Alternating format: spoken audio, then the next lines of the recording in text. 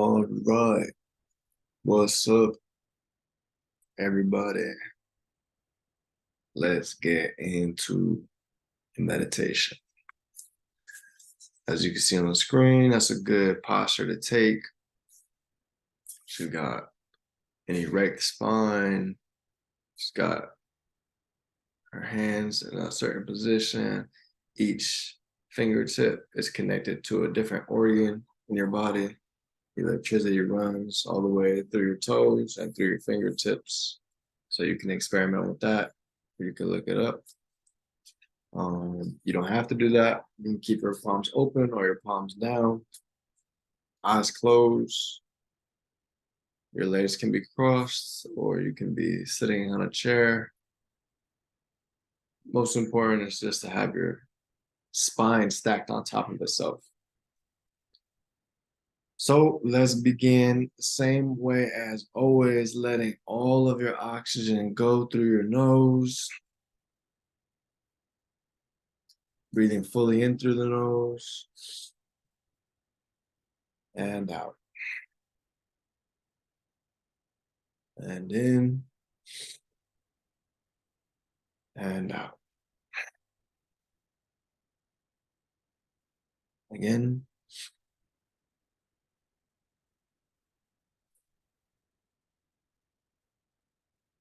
Fully in and out through the mouth. In through the nose and out through the mouth. In through the nose and out through the nose. In through the nose and out through the mouth as if through a straw.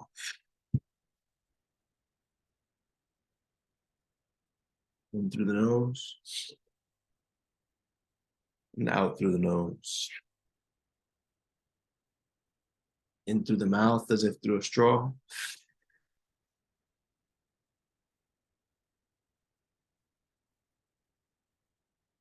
And out through the mouth as if through a straw.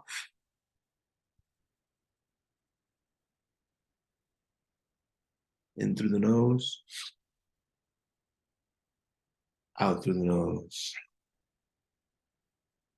Holding at the bottom of the breath. Fully inhale. Holding at the top of the breath. Fully exhale through the nose. And inhale through the nose.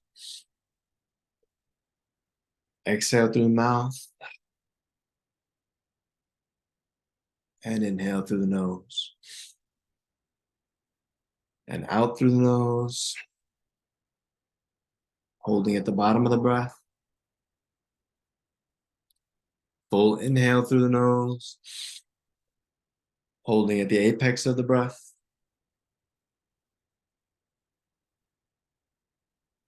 Exhale through the nose.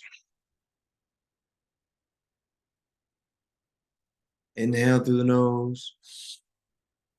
Taking a small sniff, extra air at the top of the breath. And holding.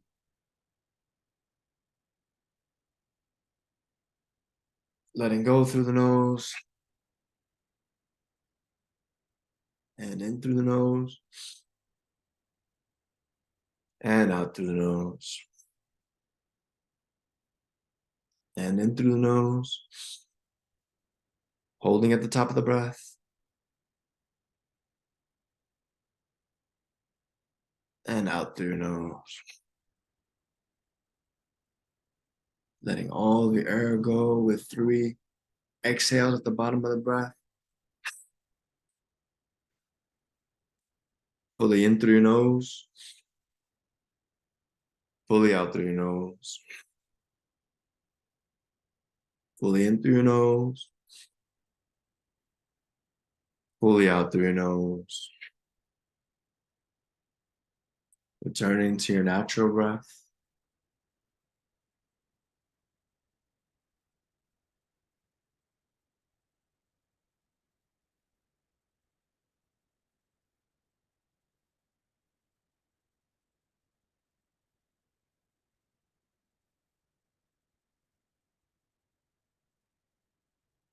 allowing your body to make any movements it feels necessary. Do any stretches or self-massage.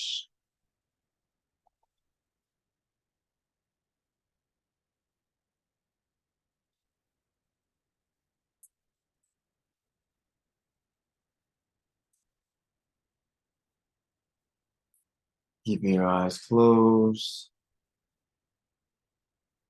or gently blinking your eyes open and looking around in your environment.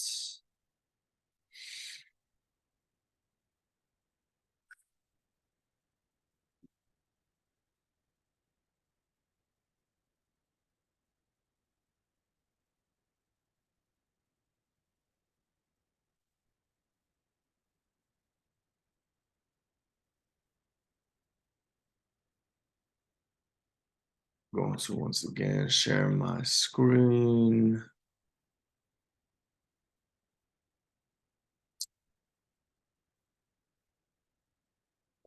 Quick, let's come back. So yesterday, I got into lots of different changes, lifestyle changes you can make for a healthier life. I got into sugar consumption.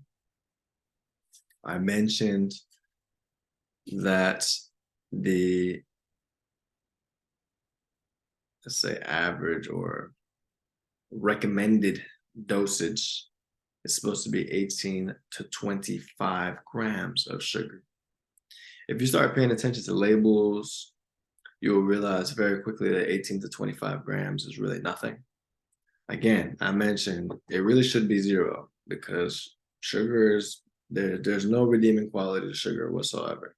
So that being said, the reason that trying to get in the 18 to 25 range is important is because you will find it to be pretty difficult. Sugar is hidden everywhere. And the average American in 2023 is taking in 100 to 150 grams of sugar per day.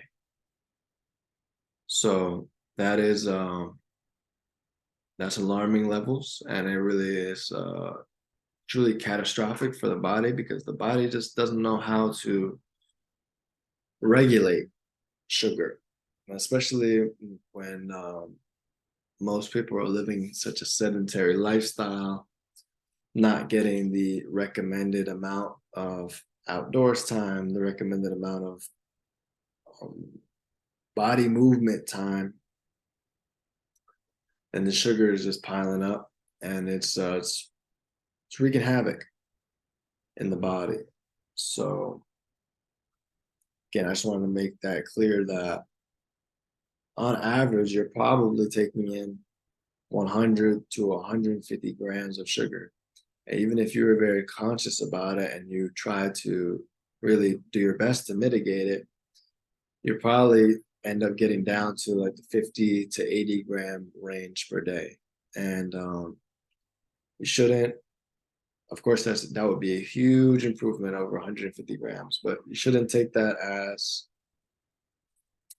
the point to stop. There's plenty of sugar alternatives. One, like honey, for instance, using honey in your tea or in your coffee. That's an easy switch that I've made now. Do people overdose on honey? Sure, but you should definitely overdose on honey rather than white sugar.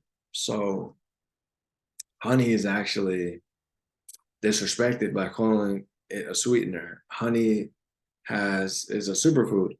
It's provides tremendous benefits, especially to the immune system, especially when you're getting raw honey that is made in your community, let's say, taken from your environment, not shipped from somewhere else, because the bees play a huge part in the environment. And when you're getting what they're producing, then you're helping yourself, you're boosting your immune system, making yourself more tolerant to the to your environment that can really help with things such as allergies.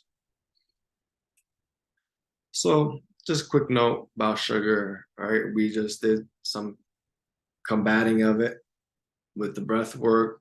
Breath work regulates your hormones, and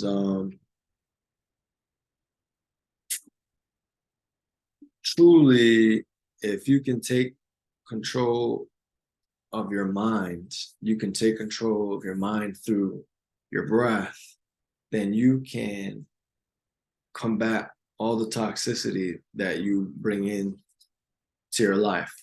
However, with that breathing, with that raising consciousness and awareness, you will definitely want to help yourself out more by not bringing in so much toxicity into your life.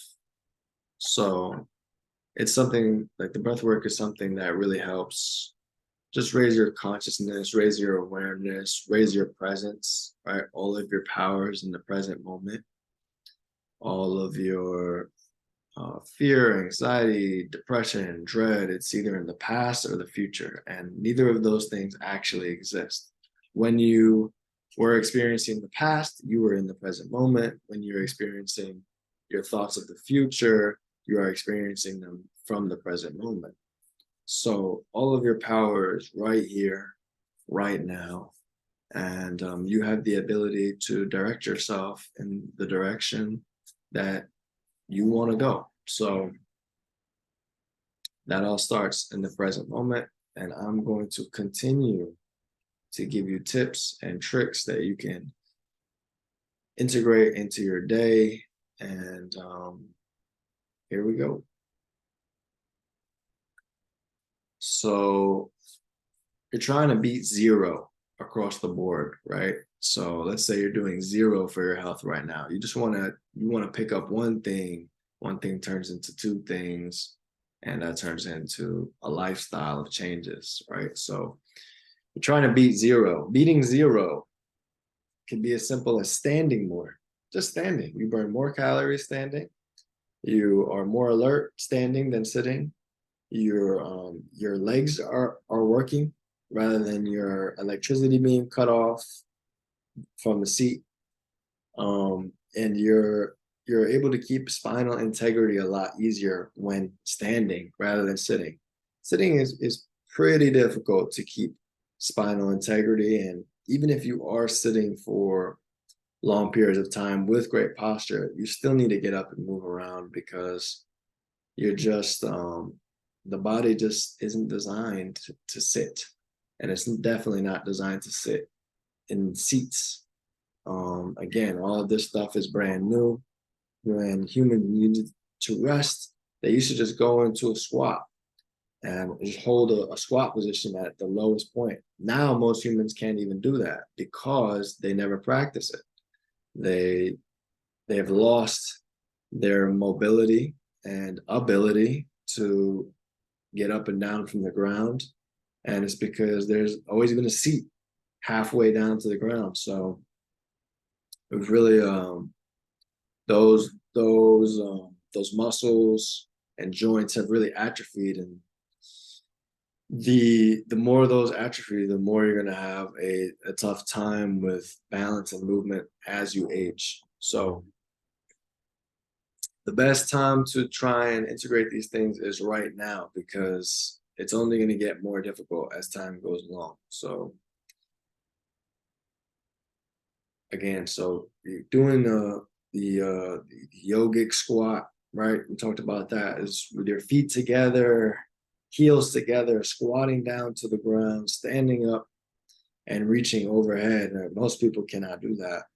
And it is, just 100% common in places such as India, where, you got 70-plus-year-olds doing yogic squat. Like, it's just their daily routine. It's all about what you're used to and what you're optimizing for, right? So we live in a different society, we live in a different culture, but that doesn't mean it's better. And health-wise, it certainly is not.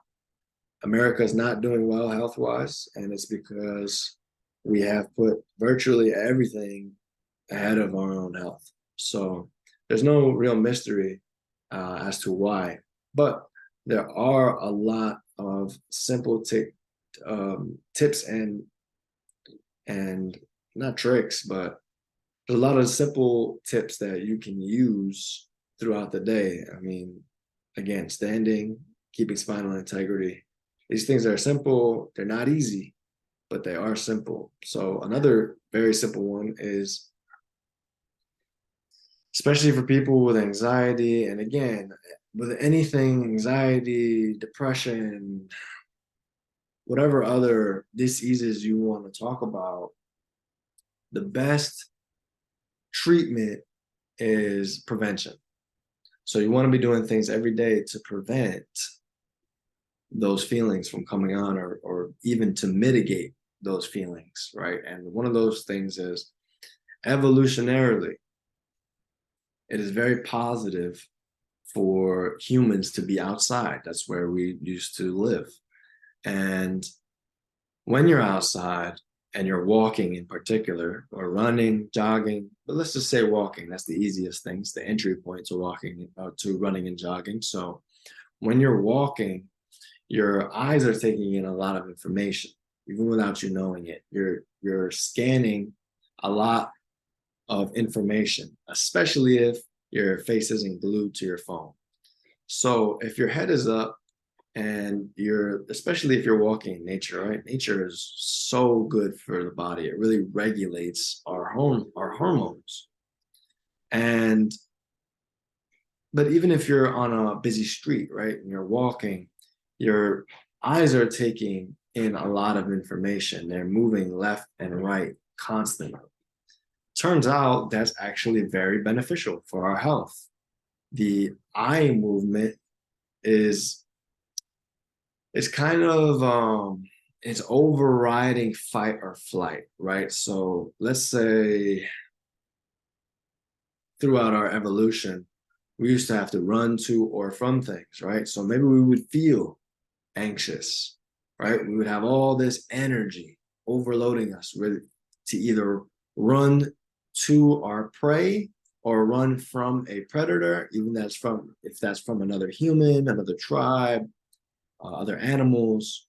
When you're running, and let's say you're running through a forest, maybe, your eyes are moving left and right, constantly projecting your next step. And the reason that that's beneficial is because it makes you feel like, it produces hormones that make you feel like you are fighting or fleeing, right? And your body wants to either fight or flee with all things. So part of that process, you're kind of hacking your biology by just moving your eyes left and right. So you can do that indoors. You can do that on your walk. You can do that when you feel anxiety. You want to just move your eyes left and right, like you're scanning, because that makes you feel like you're going up against you're hardwired to address whatever it is that's making you feel anxiety, let's say. So when we just turn within and we observe our thoughts, like that is an effective strategy as well, but it can also make it a lot worse in the moment. So you want to get up, you want to go outside, you want to get in nature, you want to break a sweat, you want your eyes to be moving left and right, and that's something you can do throughout the day, right? People might look at you like you're crazy, but at the end of the day, do you really care? They're not helping you with your issues. So you got to address them however you got to address them. So yeah, that's just a simple tip. We talked about some yogic breathing, showed you some DMT breath work, Wim Hof method. Here's the easy one and an important one: sleeping and waking up at the same time each and every single day. This is important for consistent hormonal secretion. right? You want your hormones to be on a schedule.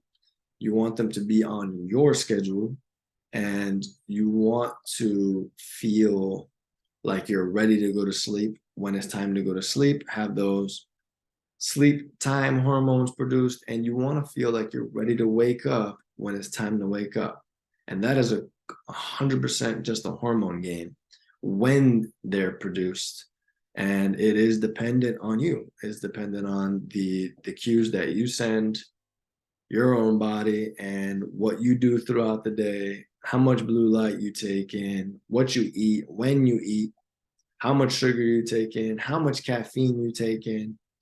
And, sugar and caffeine are particularly important when it comes to sleep. Um, I talk about those two things because they are very prevalent in the US. And really, I think that people don't give them any type of respect. They don't acknowledge that caffeine is a drug, 100%. It is, it is it's 100% a drug. It's 100% highly addictive. Sugar is highly addictive. You can call it a drug. You can say it's not. It doesn't matter. It's terrible for you. It's highly addictive, and it causes a lot of deaths every single year, especially in the United States, from just the underlying effects on the body that sugar has. So these things particularly mess up your sleep. Caffeine stays in your bloodstream for at least 6 hours. So again, I'm not saying that you gotta cut off your caffeine completely, but there are tips. One is, especially if you're trying to wake up in the morning, right? Drinking coffee right away is the worst thing that you could do for waking up in the morning. The reason being is because your body produces something called adenosine or adenosine. And within the first 2 hours of waking, depending on how well you slept or what part of your sleep cycle you woke up at, your body isn't it's probably not done draining that adenosine. Adenosine is going to make you feel tired. So when you first wake up, maybe not until 2 hours later, or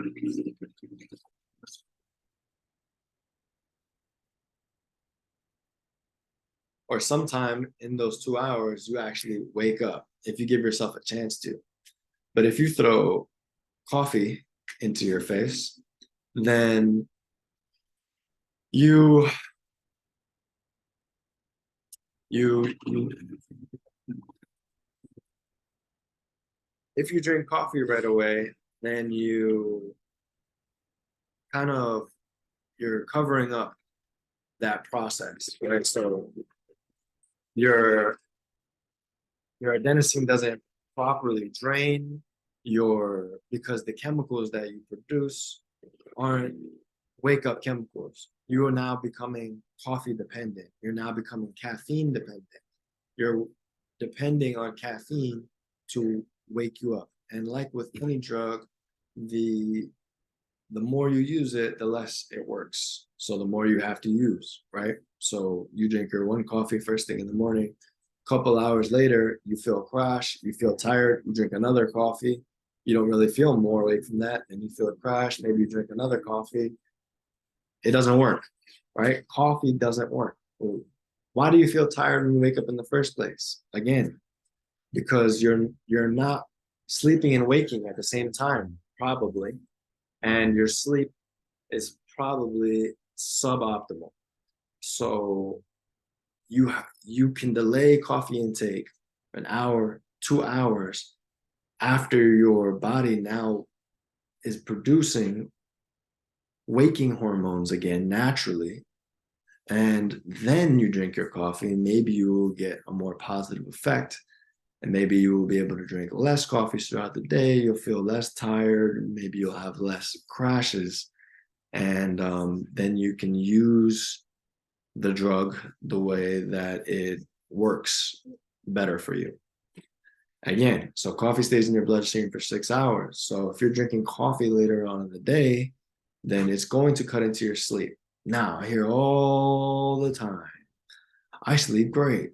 Well, most people don't sleep great, but the people who do, I sleep great. There's no way coffee is affecting my sleep. It's not about whether you go unconscious or not. Unconsciousness does not mean that you are in a good state of sleep, right? There's 4 different depths to sleep that we know of currently. The bottom 2 are the deepest sleep that you can get into. And coffee keeps you on the surface level of sleep. So people say, oh, I can't sleep unless I use marijuana.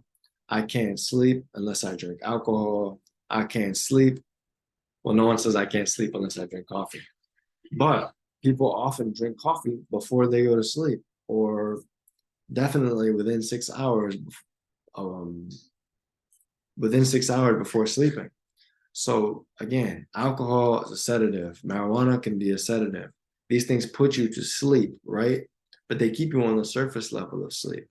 And that if you're on the surface level of sleep and you're not getting into those deep restorative versions of sleep, then over time that compounds and it creates a myriad of issues.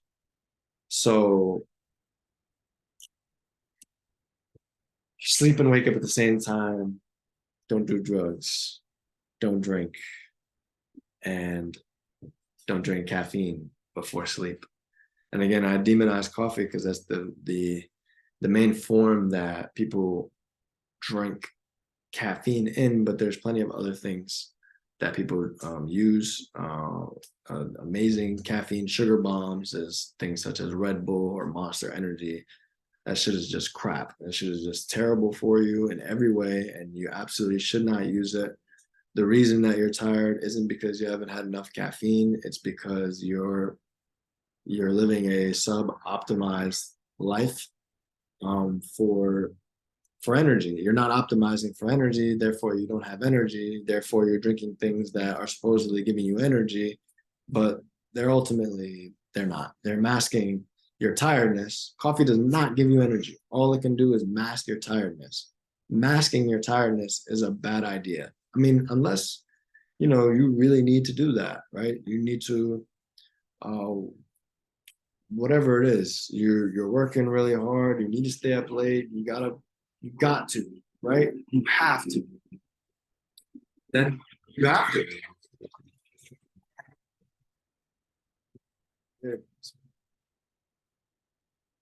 Next thing is walking.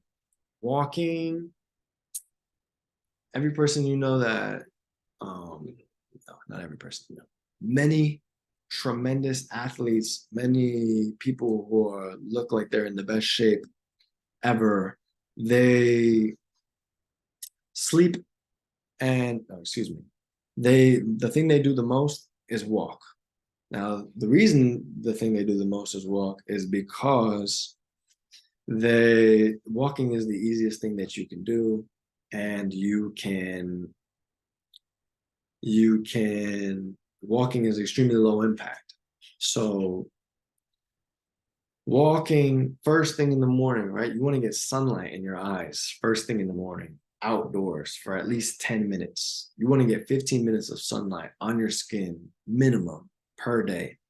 And you want to get 10 minutes of sunlight as soon as you wake up in your eyes. That is a way to hack your biology to produce waking hormones. So you can combine all of those activities right there by going for a 15-minute walk. You get your sunlight, you get 10 minutes of sun in your eyes, and you get a walk in right out of bed first thing in the morning. That will have a trickle down effect through everything that you do for the rest of the day.